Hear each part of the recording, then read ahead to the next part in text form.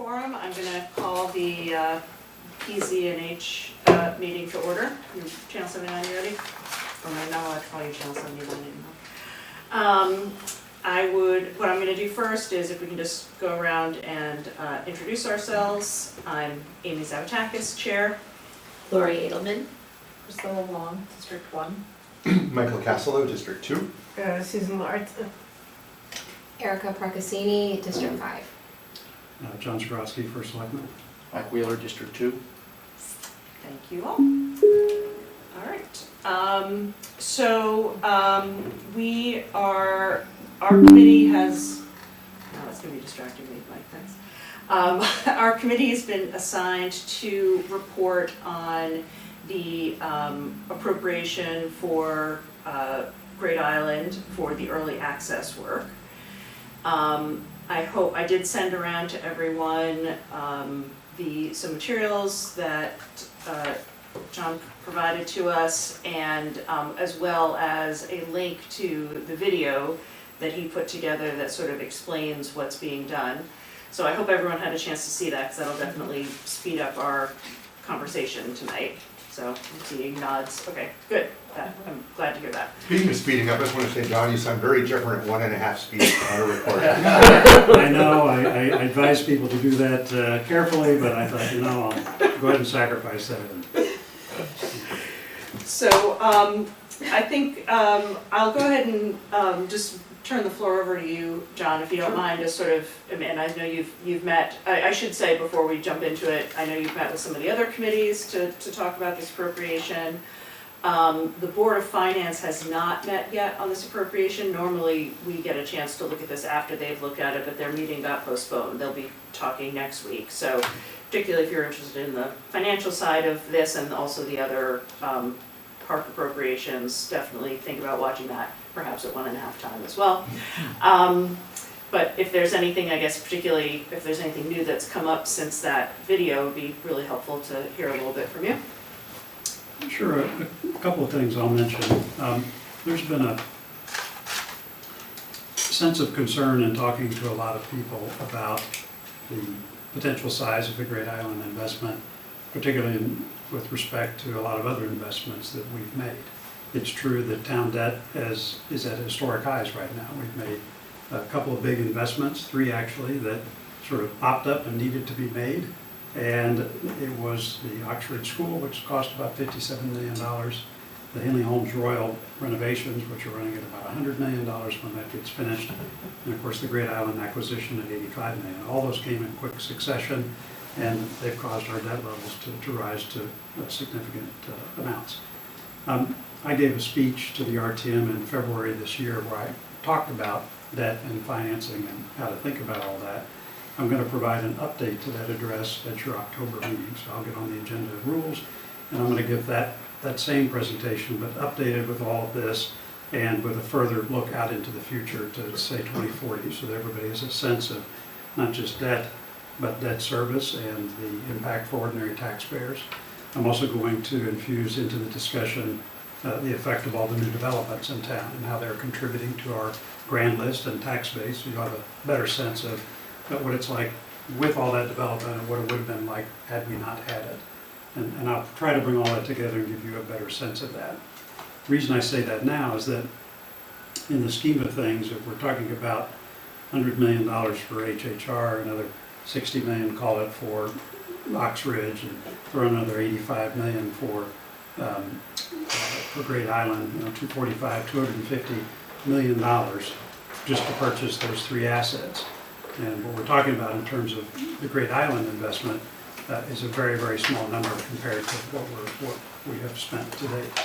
So what specifically are we trying to do with this early access phase that you saw in the video? I guess the first thing we wanted to do was to start as minimally as possible, right? If you look at what we're really trying to do with early access, it can be boiled down to as follows. We need to provide vehicular access to Great Island, right? There's a significant community in Darien that is mobility challenged. These are older people, people who are disabled. Those people need to have access not just to Great Island, but to all our facilities. It's not just the law through the Americans with Disabilities Act. it's also the right thing to do. These people are taxpayers too, and we need to make sure that they have access. It was very clear throughout the Great Island process, the workshops and surveys, that people felt vehicular access was going to be very important for Great Island. Not just for the mobility challenge, but for the fact that there's just a lot of easy ways to walk to Great Island. If you've tried to walk from Pear Tree Point, that's a hazardous road, and there's no way to put in sidewalks or anything like that. You've got to go up and around Long Neck Point Road if you wanted to avoid that altogether, and that's pretty hard to do. And so it just reinforces the need that we need to get vehicles there. The vehicles are concentrated on the eastern part of that island, or excuse me, the western part of that island, to minimize vehicular traffic on Great Island. A lot of people said in the surveys and workshops that they wanted it to be and remain a pedestrian experience. And so by keeping the vehicles concentrated in that area, we've honored that request by residents. The other thing that we're trying to build are facilities and really just a very, very small welcome center where there's a place to gather, a place for quick shelter, bathrooms for people to go to, all concentrated right there in the parking that we're creating. And that's it.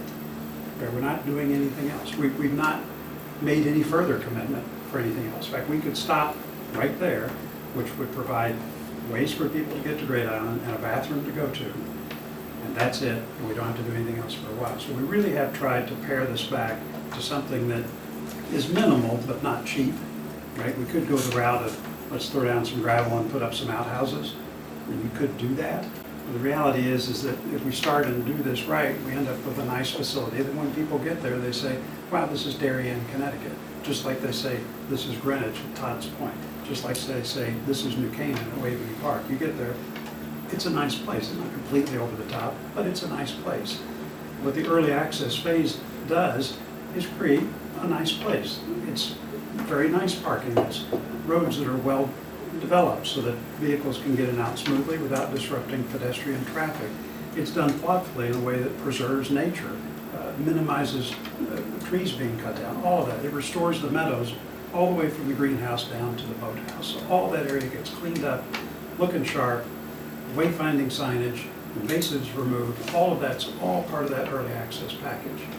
So, as I said, That's not actually what we're voting on now, isn't the early access? I'm Yeah. going to get to that point in a minute. Sorry.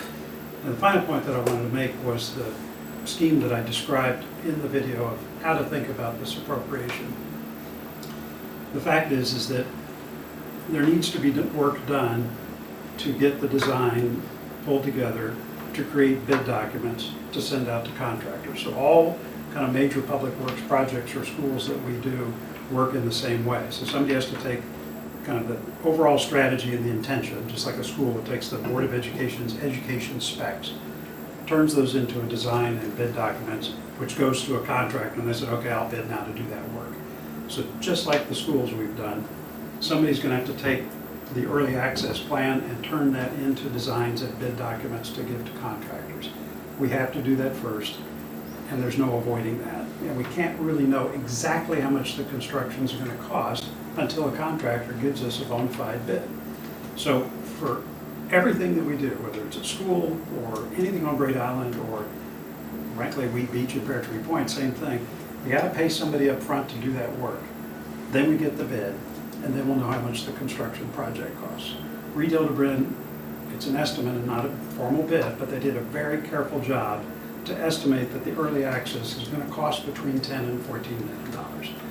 Throw in the $2.3 million that we're talking about for all the work to get there, it's going to be a project that costs between $12.3 and $16.3 million. They're relatively confident about that, but we can't be sure, and we're not going to know for sure until we actually get those bids. And so every time we come for a proposal, you'll get this sort of two-phased approach where we'd like you to invest in the design work to get there in anticipation of a construction project that's going to cost in this range. Now, under what circumstances would you vote against the construction project? Well, what if they come in and say, well, we did all this and the bids come in at $40 million? Okay, we're not doing that.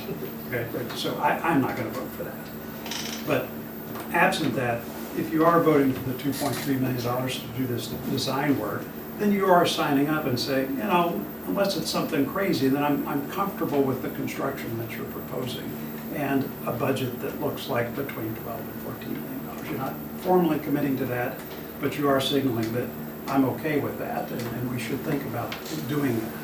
If you vote for the 2.3 million but have no intention of voting for the construction project, okay, well, that doesn't really work. You should vote against everything. So in closing, I think this is the right way to get started with Great Island. It's an absolute minimal approach. It's done nicely and not cheaply. It provides access for mobility challenged people and gets cars to the island and gives people a place to go to the bathroom and leaves everything else the way it is. The very last thing is that we do have some building stabilization work that was proposed as part of early access. We've decided to withhold doing that right now because I'd like Tony Campanella and Ed Gentile to go in and look at all the buildings and say, what is the absolute minimum we can do to make sure these things don't fall down? I think we can get away with that. The reality is these buildings have been standing there for more than a century. They're still there now, right now. They're fine, they're not falling down, but we do need to pay attention to that. I just don't know that we need to do a full stabilization of everything, single structure on the island, and I'd like to do a careful look at that before we come back. If we do come back on building stabilization, I'm hoping it will be minimal work, and we will propose that as part of the normal budget cycle in the first quarter. Let me stop there and see if these comments engender any questions or my presentation. Please. Did Reed Hildebrand already do an assessment of the building stabilization? They did, and that's why I want Ed and Tony to look at it. They did a stabilization that was for all buildings, and it was pretty comprehensive, from roofs to repointing mortar to fixing window to all of this stuff. And we could do that, and the cost range that they'd come up with was $5 to $6 million. That's in the plan documents. I don't want to spend that kind of money right now to stabilize every single building to that standard. And so I kind of want Ed and Tony to take a look at it and say, is there something we could do that would be a more minimalist approach to that? I don't think it's right that we spend that much money on something like that at this time. So they're going to take another look and get back to us in a couple months. Great question. Yes. Mike. Asking for the 10 to whatever million isn't going to come till either fiscal 2026 or calendar 27. So it's nothing, it's not going to affect this fiscal year, but just the 2.3 million. Correct. Yeah, so it'll take 9 to 12 months for Reed Hildebrand to carefully plan all this, get the bid documents pulled together, get this out to contractors to put out to bid. I would estimate that work will be finished in time for the actual construction work to be an on-cycle capital request that we would make part of the budget process that would start in the first quarter of 2027. And the completed date would be A year. 2028. Call it first quarter of 28, correct. And the bathrooms would be finished, the parking, the roads, all of that would be finished with no subsequent commitment after that. I've heard some talk about the polo fields where the ground may need to be remediated. Is there a time frame? Because there's a lot of simple things on that polo field that can be done as a kind of a great lawn. Is that soil safe to be used, or is that? Polo fields, yes. There is in the early access proposal some soil remediation around the greenhouse that they still want to do. I think you're all familiar with technically what the problem is with that soil, so we won't go through that again. But around the greenhouse, yes, around the polo fields. That's not polo No. fields. I have two separate questions. So the first is, you talked about how we have had to do these bid packages and everything and had hired people to do that in the past. And, looking at this, we've got the same thing going on with the pear tree and wheat beach, which are the other appropriations we're working on. But the cost to do that work with the experts was more like $500,000 or less, as compared to now we're talking about 2.3. Is there any reason why it's just so much more expensive to get the bid work done for this project? That's a fair question. Jeff Table's here, and he and Dan Kolakowski had looked at those fees as a percentage of the proposed construction fee range. And in your assessment, these were not outside the range of what you've seen professionally. By the way, if you all know Jeff, he was on the Great Island Committee and actually managed projects like this for your entire career, if I understand that correctly. So can you comment on those Well- proposed fees in the scheme of things? Yes, I think one thing to bear in mind when you look at the full $2.3 million is there are some services to shepherd it through the permit process for construction management. And so the actual percentage of their design budget versus the estimated project cost, I think, is in the 9 to 14% range, which seems pretty good for industry standards. They have a number of specialized subs who are being brought in. There are some other elements like looking at the seawall by the beach. And so just things while we're out there, doing detailed surveys and plans that they will take a look at. I think that's right. And so keep in mind, it probably would help, and maybe we'll send this around, is to break up their fees. I did it a little bit in the presentation, the PowerPoint slides that I showed. But as Jeff said, there's several components to what they're doing that when you add it up, it feels expensive, but the actual design work as a percentage of the construction project is well within line on industry standards. But there are a few other things they're doing. They're going to choreograph all of the approval processes for all the town boards and with DEEP, should that come up. Built into this is their budget for overseeing the construction project. Some people have said, well, geez, why are you putting that in there? Why wouldn't you just take that amount and pair it with the actual construction project? There's a couple reasons for that. One is we know what the number is now. If we were to wait, it could be more expensive. Second is, let's say it becomes unfortunate, but we do this bid work, turns out to be 40 million, and we all collectively say, no, we're not going to do this. But they're just not going to bill us for that because they're not going to do that work, right?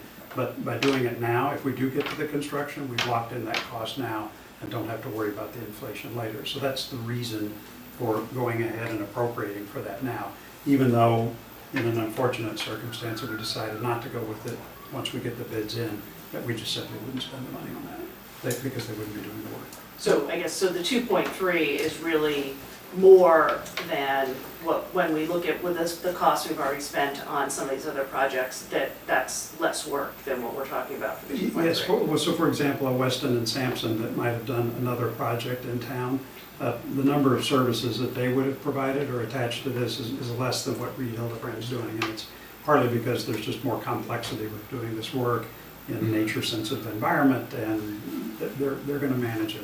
Well, also just the fact that, from my background as an architect and my career in architecture projects and real estate, the reality is the biggest chunk of time on a project is through the construction document period and putting the bid documents together. So if you look at the number of hours being charged in a total fee, that's going to be the biggest sink of hours, which would not have been part of some of the previous consulting things. Well, when I compare it, if you look at the Pear Tree project, was about 400,000, and that included the bid documents. Yeah. So that's what I'm comparing it to. Okay. Yeah, the Pear Tree point, though, is you kind of think about it, it's building a boat ramp, it's raising a parking lot, and it's dredging. These are all things that, in terms of technical difficulty or intersection with nature and some of the complexities with Great Island, even just access to Great Island, that's also part of this. I think the care and attention that needs to be put into that design is just a lot more complicated than what we're seeing at Pear Tree Point, for example. My other question does have to do with access, which is that by doing all this work, we're talking about, what did you say, 2028 before we actually have a parking lot down there. Is there any thought, especially once the 23A work is done, of throwing down some gravel and porta potties so that people can park on the island? I mean, I'm just really, I don't love the walkers going from Pear Tree Point Beach. I think it's dangerous. And I would love to be able to say that even while we're waiting to get all this work done the right way, maybe for a short period of time, we could get people on the island the wrong way. I think that's a not unreasonable suggestion. I mean, we have had outhouses in various places, say for events. I was at one, not saying we'd want to do this. Anybody go to the Nature Center for their Christmas party? They had this Shangri-La bathroom. I mean, it looked like there's this trailer. You see these things? It's this trailer. You go inside, there's flowers and nice lighting. I've never seen an outhouse like that, so I'm not saying we want to go that route, but there are nice solutions for something like that. I think the gravel parking, we ought to look at that and say there's just some parking we could put out there. We do have to be careful in the sense that if we're going to put parking out there, some of it is going to have to be ADA compliant, and that parking has to be paved, so it might just entail doing the ADA parking now or trying to figure out a way to get that done sooner, Or that could be up by the barn where they have parking. something like that. So we'll take a look at that. That's not an unreasonable suggestion. What else?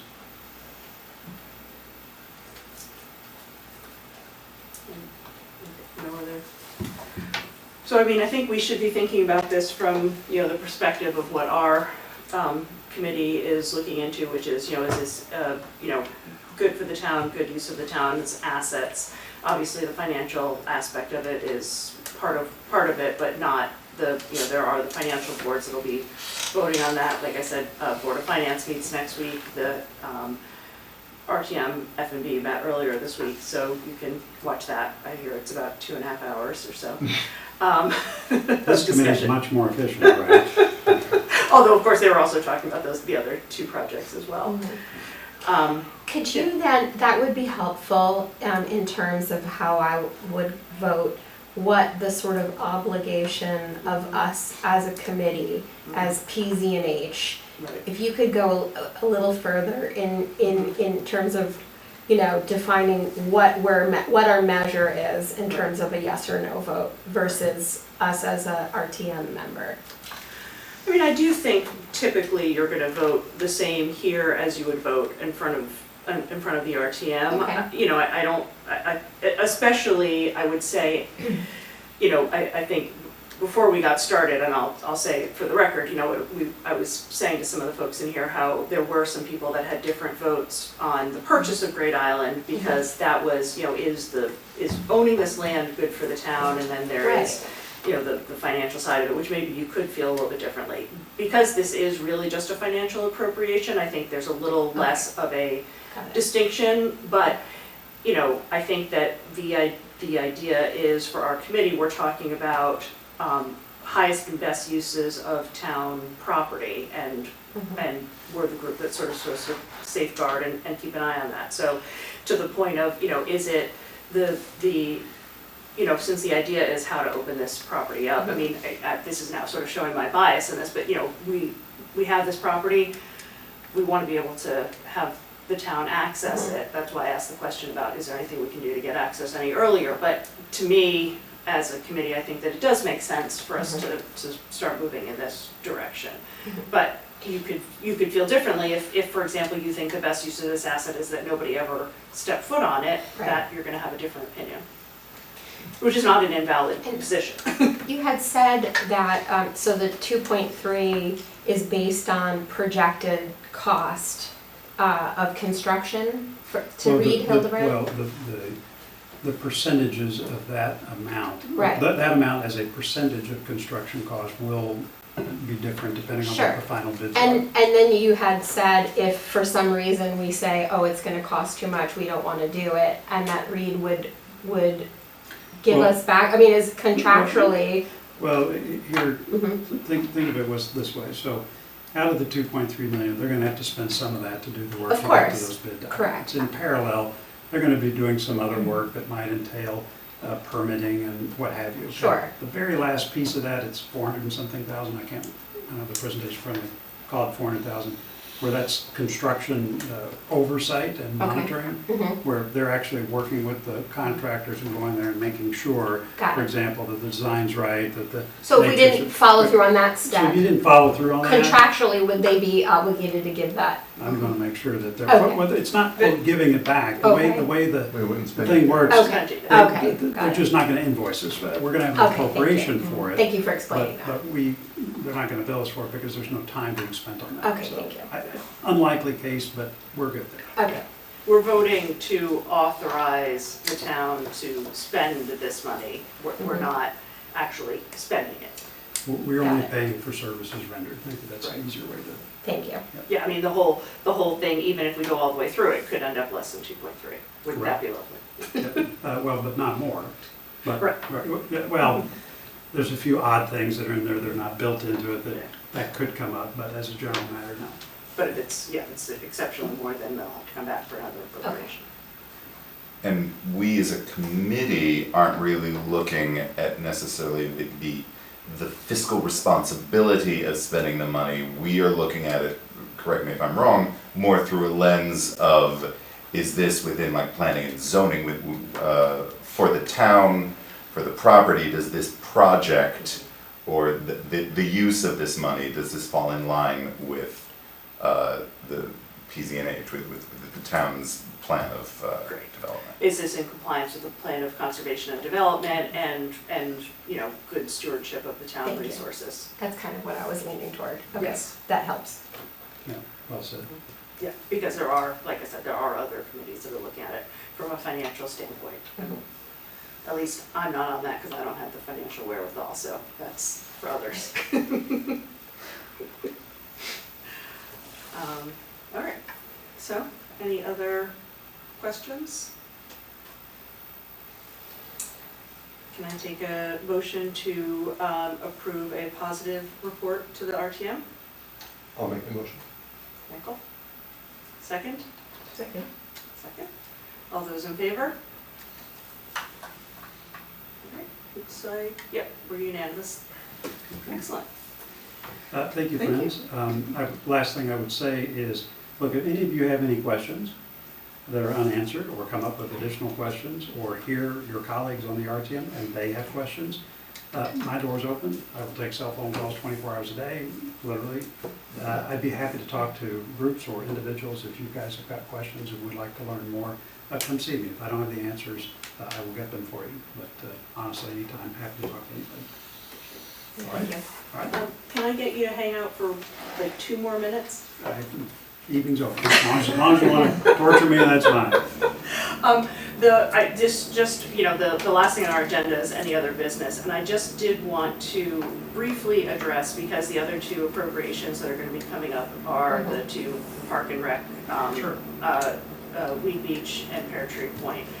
And sort of going back into the, you know, what is our role side of things, our committee was not assigned to those projects because those are park properties. So that was, the Park and Rec Committee will be reporting to the RTM and F&B will be reporting on the financial side of it. There have been some, I assume you all get, I know I certainly get, I guess assume as chair, questions about sort of our overlap with Planning and Zoning Commission, which does, and the EPC, which does look at those projects. So I just wanted to bring them up in this committee just to say that, you know, those projects have received the approvals that they need from Planning and Zoning, from EPC. I don't think DEEP was involved in those projects except to the extent of the dredging at Pear Tree. Correct. In Army Corps. In Army Corps, right. So I just wanted to sort of explain why we're not talking about those. However, the reason I wouldn't let John leave the room is that, you know, I do know a lot of us have been getting questions from, as in our role as RTM members. So, you know, if you don't mind, would you mind if there are any sort of I specific have questions? to talk about both those projects as much as you. And I'm sorry to put you on the spot, I should let you know I was gonna do that. It's not my first rodeo on this one. Explain to me a little bit the idea of trading wetlands. Sure, so there are 4 wetlands areas on Weed Beach, okay? There's a wetland area of about 6,000 square feet that's down by the beach, and that's one you've probably seen. And so it's sort of beach and dangerous wall and rundown asphalt in this wetlands that's really just full of phragmites. That was a new word I hadn't, Phragmites? I never heard of phragmites. Phragmites with a PH, not an F. Mhm. Phragmites, those are invasive species. Yeah. And they're so aggressive, they will actually choke out everything. So if you were, when you were a kid, if you grew up in this area, or even where I grew up, what you saw instead were willows, pussy willows, those little things, the brown things. Right. Yeah. Phragmites, cattails, all that's been choked out by phragmites. You don't see them anymore. So that's an example of a very, very aggressive invasive species. And it's like bamboo, they're really hard to get rid of. So that wetlands area is full of those things. Okay. There's 3 other wetlands that are closer up by the sewer pump station. So one of those wetlands is about 800 square feet, maybe the roof size of this room, maybe something like that. There's another one that's about 1,200 square feet, and another much bigger one that's about 6,000 or 7,000 square feet. Okay. So if you think about it, I've got this wetlands here that's pretty small, that's down by the beach, that's full of invasives. And then I've got these two little bitty wetlands over here. And you think about them and you say, okay, well, what's the value of these wetlands? Well, the first thing to realize is these are all man-made wetlands. These were not wetlands that have been here for decades or are contributing.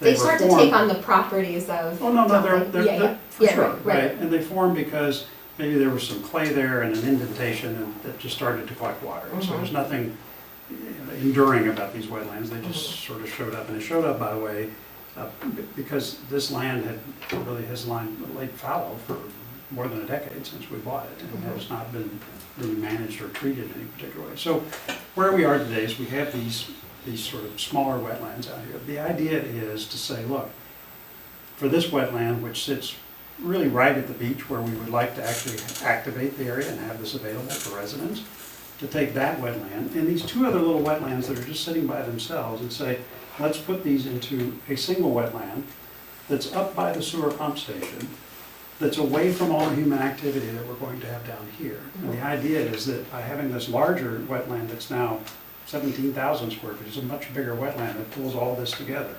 Over time, you've got something that is all pulled together and consolidated. We're going to take out all the invasives, so it gets back to the kind of wetland that we'd like to have.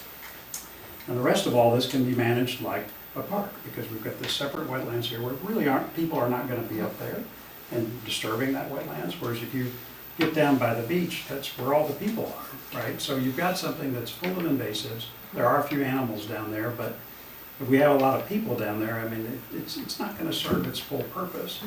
I've read a claim where someone said, well, it's going to take 100 years for that wetland to come That up was my here, next question. or to be consolidated up here.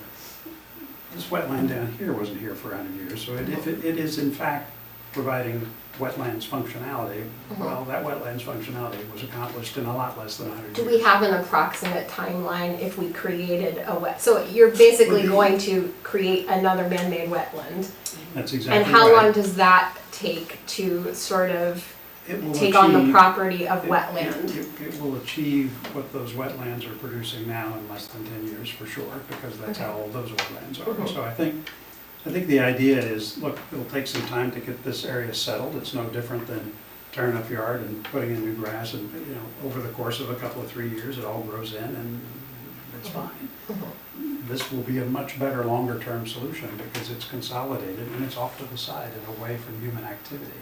So in terms of no invasives, sound ecology, large enough habitat for animals and other things creatures to be there, it's going to be a much better longer-term solution. The idea that you've got these tiny little wetlands here and that moving them is somehow a dramatically worse answer, that we simply cannot touch any of that, that actually having this 800 square foot wetland over here somehow makes really long-term ecological sense. Right? It's simply not credible to say that, right? So we've got a note that's going to go out in a day, maybe tomorrow, that explains this in a lot more detail, and I'll make sure that gets published widely, that they're working on, that provides a lot more explanation as to why this is a much better answer and why these other claims that simply leaving the wetlands as they are now, leaving the wetlands filled with invasives, leaving them out where there's a lot of human activity, why it's a worse answer. It just makes no sense. Thank you.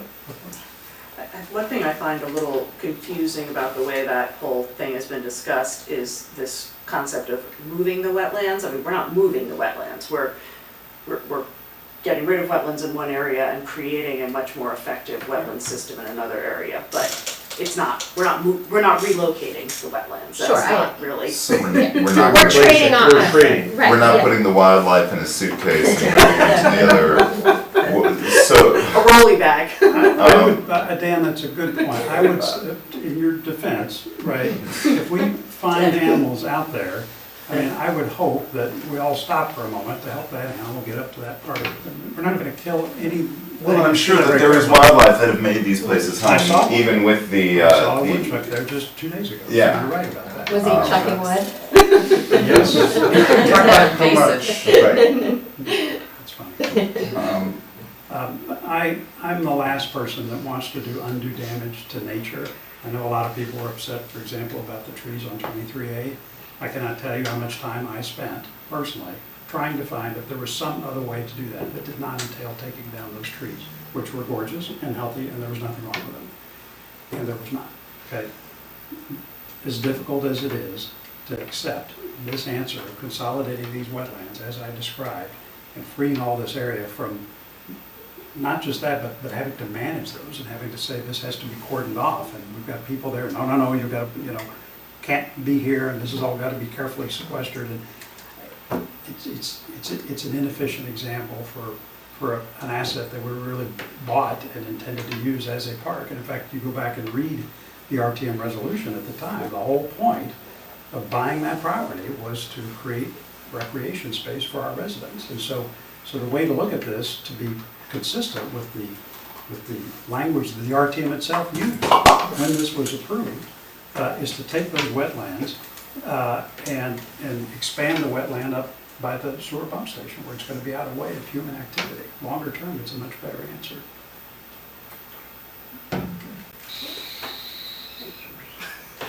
Anything else? Well, we have, It may save you a trip. One of the things we wanted to get to last year but didn't was the Affordable Housing Trust Fund, and you're thinking of, now that there's some money in there, to getting it going back again. So, for a long time, there was really no money in the Affordable Housing Trust Fund, something in the zip code of about $100,000. Just so you understand how the fund works is that in the town regs, if you're going to go out and build multifamily housing, one of the things that we specify is that 14% of the units in the in that multifamily unit need to be affordable. And affordable is not sort of binary concept. It's not affordable or not. There's actually scales of that. So a couple terms to know is one of them is called SMI, which is state median income. Another one is called AMI, which is area median income. So if you look at this area, this is a rich area, and so the area median income is going to be a lot higher than the state median income, just to level set that. In addition, there's depth of affordability. So you could say, well, I want to build an apartment, and I'm going to say this apartment is affordable by someone who makes 80% of AMI. So if this is market rate rent, that rent might be here. If you were to come in and say, I want an affordable unit that someone who makes 40% of SMI can afford, that rent's going to be down here, right? So when you think about affordability, there's the income metric that you're using, and there's percentages of that that would get to depth of affordability. Okay, so historically, or what we have right now is that when we say 14% affordable for an apartment, say a developer goes in and does that, we're saying that those units need to be 80% of SMI, which is a number. As an alternative, if you're a developer, you can say, well, tell you what, I won't put in any affordable housing, and instead, I will pay into the Affordable Housing Trust Fund. And by the way, that works for most developments, because if you think about it, if I've got X number of apartments, what if 14% doesn't give me a whole number? Like if it were 100 units, 14, okay, well that's easy, but if it's 99, well, I've got a fractional number left over that I don't make affordable. For that little fraction, we do require developers to put money into the Affordable Housing Trust Fund. So one of the ones that's not doing affordable housing is that new development on Sedgwick. So that's where the Bank of America building was, right there at Goodwives. They're not putting in any affordable housing because it's a really small development. So they're putting about $900,000 in the Affordable Housing Trust Fund. There's a couple others that have come up, but it's possible by the end of the year we might have $2.5 million in the Affordable Housing Trust Fund. So the way the fund works is that there are statutory members of that board. I don't have them all in front of me, but the chairman of planning and zoning is on the board, the head of the board of finance is on the board, there's a couple others, and some civilians right now. Right, and then there's a chairman. And so I sat and I met with those guys. The way this process works is that the Affordable Housing Trust Fund will come up with a recommendation. They might come in and say, we think you should do X with the funds in the Affordable Housing Trust Fund. That actually goes to the Board of Selectmen, which would then make a decision as to whether they want to adopt that recommendation. And then that goes through our normal process, Board of Selectmen, Board of Finance, RTM, and we would then deploy those funds. Lots of ways that you could do that. You could use it to build affordable housing, you could use it to renovate affordable housing, you could use it to partner with someone to build affordable housing. There's all kinds of different things to do. I tried to convene a number of discussions with folks to help us think through what our affordable housing strategy should be going forward. You all have been following the legislature and the journey of House Bill 5002. So that legislation was passed by both houses without unanimous Democratic support. So there were Democrats who felt, based on their constituencies, that they couldn't support it. And therefore there was not a veto-proof majority that approved that bill. And so the governor vetoed that bill. There's supposed to be a special session this fall sometime. Dates have not been set for them to reconsider that bill and try to get something that would meet the governor's requirements for him to sign that bill. I've been kind of waiting to see how that shakes out in terms of what ultimately they're going to require. But I'm spending some time on it, and at some point I want to articulate a straw man in terms of what we should be doing as a town. And this is a difficult issue to sort through, right? A lot of folks are concerned by density that arises from construction of multifamily housing. If anybody's been following the strategy that's under development in Stamford, which I think comes up to their zoning board pretty soon, a firestorm over all that. Lots of people very upset by the proposed developments, which will significantly increase density in some neighborhoods in Stamford. So much so that even Mayor Simmons has come out and said, I'm not so sure about this. Lots of people really upset about it. And so as a town, we certainly don't want that. So I want to spend a lot of time not just articulating a straw man, but going to different groups in town and say, what do you guys think about this? Let's talk about what might work for us. Last thing I would say is I had a conversation with some consultants that were hired by the Connecticut Department of Transportation. The reason for that call is that there is a ton of land around our train stations that we do not own. Alden Rotten Heights parking, all of the Darien train station parking except the West Leroy lot, that's actually a town lot. All the parking that's up Mechanic Street and behind all of that, the section of the post road up there, with the exception of the fire department and maybe one other spot, all of that is owned by the Connecticut Department of Transportation. And so they had come in and said, does the town have any thoughts as to whether any of this land might be repurposed for housing? And if so, we'd like to partner with you to try to do that. They're doing this with some other towns. I kind of want to see how that plays out and what those other towns think of that process and what the end result is. But at some point, the department's going to come back to us and they're going to say, what do you think about that? Is there some way that we could partner to further the state's housing goals by putting in housing, whether it's affordable or it's market rate but transit-oriented development because people could live there and get on the train, all of that stuff. So my general view is that we should try to cooperate on all of that, right? I mean, at one level, housing is a problem all over the country. It's a big problem in the state of Connecticut, and trying to figure out as a town what makes sense for us to do to contribute to a solution on that.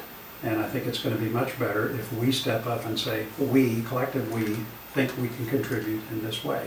That way you come up with something that helps solve the problem, but it does so because it was defined by Darien residents, not someone in Hartford. And so I'll try really hard to come up with something, have conversations in public about it so that we can get to something that works well for us. So more to come on housing, and we're focusing anew on this partly because of what Mike said, that yes, we do have money in the Affordable Housing Trust Fund and that'll be part of the solution, but because the state's coming in and there's lots of legislation that's coming our way that's going to move the needle on housing, we need to be part of the solution, but we need to define our solution on our terms. John, when you and I met and we talked about the trust, we also talked about, did it make sense to sort of convene the group again? Is there any? It is already convened. I'm sorry? The Affordable Housing Trust Fund never went away. No, I understand. I'm sorry. Michael's our I'm on it. Okay, yeah. And you Well, and I met to go over No, this. I know that, but it never went away, it just, there was nothing to talk about. That's what I said, I didn't say that, I had said, is there any thought of it convening again? Yes, I would like to do that, but what I want to do is try to articulate kind of where are we going in terms of our housing strategy generally, because then when all these groups stand up and start to meet about things, whether it's the Affordable Housing Trust Fund, or the separate group, which is the Darien Housing Authority, or Planning and Zoning, or even the Board of Selectmen, so we all sit down and start talking about this. We have an anchor that says this is philosophically what we're trying to accomplish, so that when each of those groups start to meet in their respective areas of authority, everyone's singing from the same hymnal. And when we have a coordinated view as to what we're trying to accomplish. Who's coming up with the anchor of terms of like the, Well, I'm going to go out and talk to a ton of people, and I'm going to try to write a straw man that says, here's something we can all consider. What I'm not going to do is come in and just do all this behind closed doors and surprise everyone and say, this is what we're going to do. Zero chance of that. okay. But I think the best way to start the discussion is to come in and say, here's what a framework could look like for how you make those decisions, and try and outline it in such a way that these are the dimensions that you want to address in any kind of housing strategy, and here are the ranges of where you might decide on that dimension, right? So how much affordable housing, right? At what level or what depth of affordability? Where do you want to locate it? What density are you comfortable with? What type, all that stuff, where we can have a conversation as a community and come to a consensus view as to what makes sense. We don't want to end up like Stanford, where you have a lot of surprised and angry residents that feel like they were not a part of the process. Not going to do that. Thank you. Great question. What else?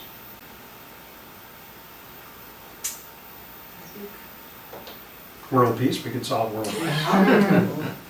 Any, we're still in any other business, so anything else at all from anyone? Anything at all? All right, I'll take a motion to adjourn. Erica? All right, all in favor? Aye. Okay. Thank you, John. Appreciate it. Thank you.